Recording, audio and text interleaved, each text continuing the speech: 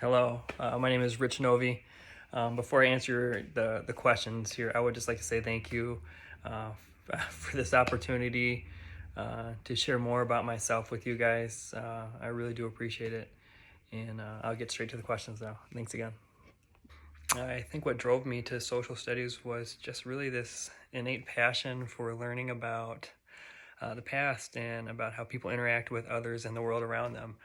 I remember just listening to stories that my grandparents would share with me about our family's past, and how I would just sit there and listen for hours and hours.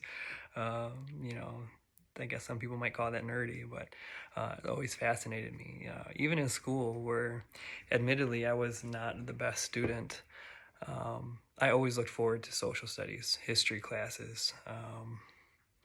They were really just the bright spot in my day where I felt comfortable and challenged. Um, but what led me to teaching is a whole nother thing. It's like for most of my childhood, my adolescence, my family, we were so poor, poor. We moved more times than I could count, missed many meals, lacked heat and electricity at times. So making friends was really a challenge for me.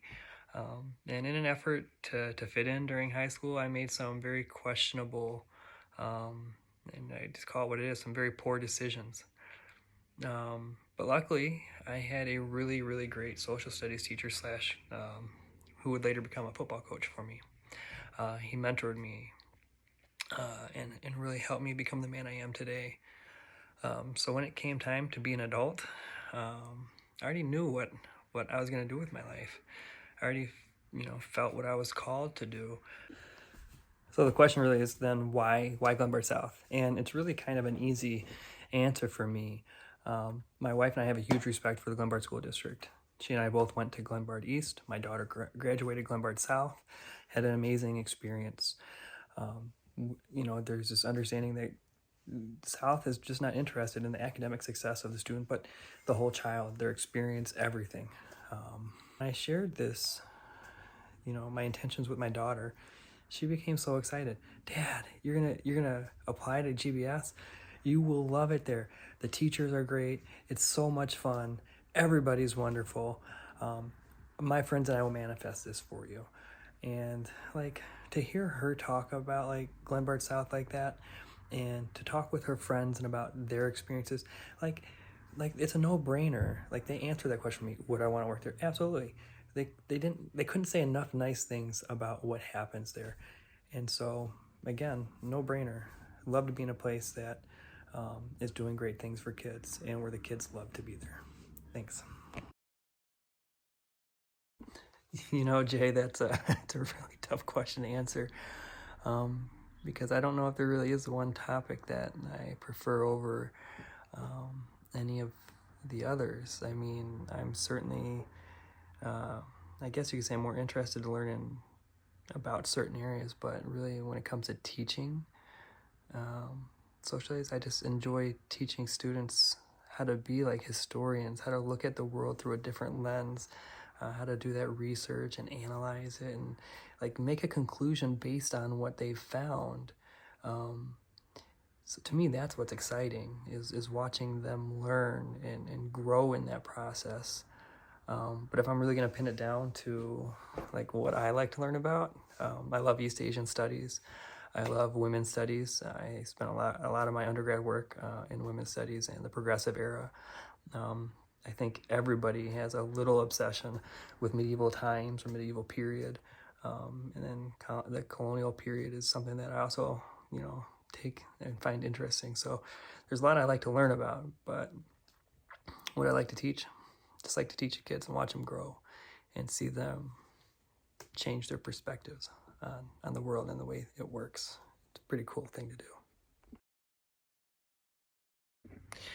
So one of my favorite lessons has to be a simulation that I used to do at the beginning of every year that served as a really nice introduction into social studies. It was loosely based on Lord of the Flies. Students get marooned on an island and they have to kind of figure things out. They're given research articles to learn more about the island, food, geography, etc.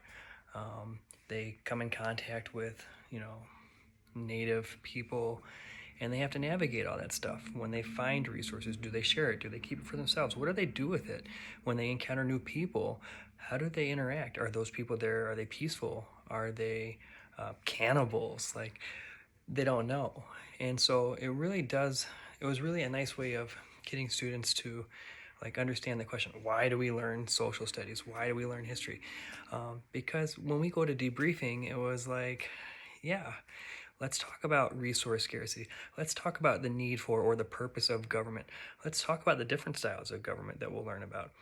Let's talk about geography and how that affects the way people live within the world around them. Let's talk about how religion plays a part in it and all this great stuff so that students can kind of realize, oh, there's a lot to social studies that can help me understand the world we live in today. So that was always one of my favorite lessons to start with. Yeah. I really, really like this question, because I think culture is one of those things that really does impact the way we learn. Culture is the lens in which we see the world through. So it just makes sense that it's going to affect us one way or another in our educational journeys. I can remember one student, a young lady, when I was teaching about Abrahamic religions, and we were getting into Islam, and she was a Muslim girl, and she didn't like what kids thought about Islam, how it's a terrorist, the whole Islamophobia stuff. So she approached me one day after class and said, Mr. Novy, I would really like to share with the class some of my experiences of being a Muslim and what it's like, and I would like to share some things. And so I said, okay, that's great, let's do that. And so we met for a couple of times during lunch to discuss what she wanted to share and how that would fit into what we're learning and how we could present that. Ultimately, she presented a really nice mini lesson on what Islam means to her, and what some of those things are aspects of the religion, right? And she brought in some food and the Quran for kids to see. She brought in some traditional clothing just to kind of give them that little experience, and I think it was a great confidence boost for her, but also for the kids to see one of their peers teaching and them learning from it. I feel like that it really made a pretty good impact on our class. Oh gosh, this question, I'll tell you.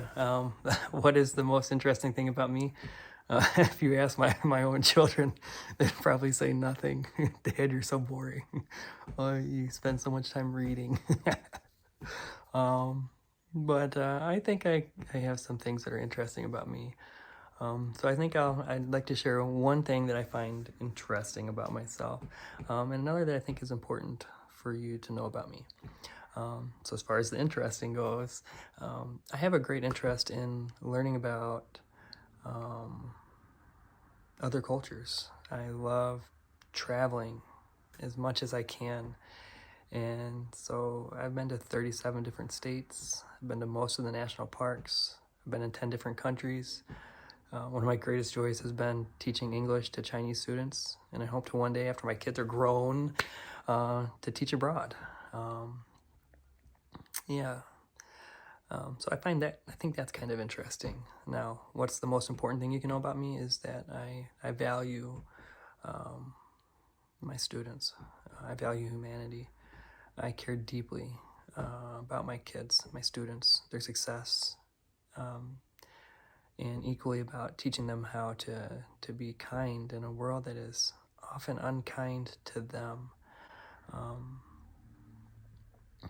I want for them to, like I said earlier, be their best version of themselves and set them up for success. And so if I can be a small part of that, I'll be through the moon.